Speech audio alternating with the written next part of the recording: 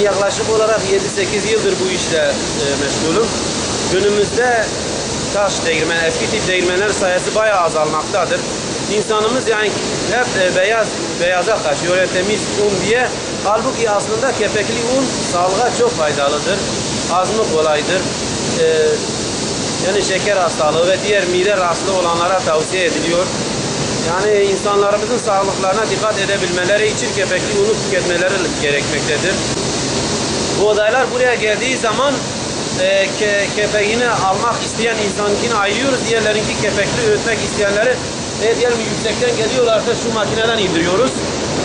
Ondan sonra isimlerini yazıyoruz. Ondan sonra az önce gösterdiğim şekilde eğer buğday son derece temiz ise direkt vuruyorum değirmene. Değilse de içine çöp falan varsa makinelere vuruyorum.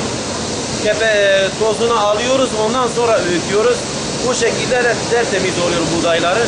Kepekli haliyle çıkartıp vatandaşlara veriyoruz.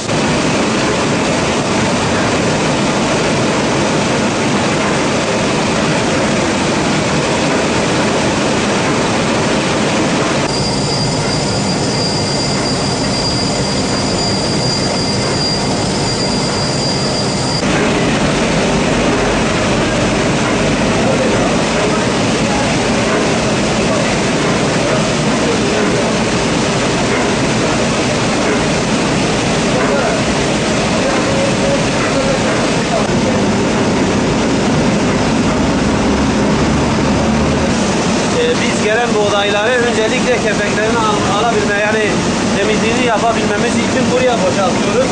Buradan eleklere buğdaylar giriyor. Oradan da diyelim ki buğdayın içindeki kökleri taş olur ne olursa olsun oradan arka tarafa dökülüyor çöpe gitmek üzere. Bu temizlenen buğday 3-4 elekten geçiyor. Ondan sonra aşağıdan şu elezonla değirmenin içine geliyor. Üst tarafına. İşte şuraya geliyor. Bir un haline dönüşüyor. Kepekli un haline dönüşüyor. Bu değirmenler eskiden fazlaydı. Eskiden suyla çalışırdı. Ondan sonra mazotla çalışmaya başladı. Günümüzde ise daha hızlı bir şekilde elektrikle çalışıyorlar bu değirmenler.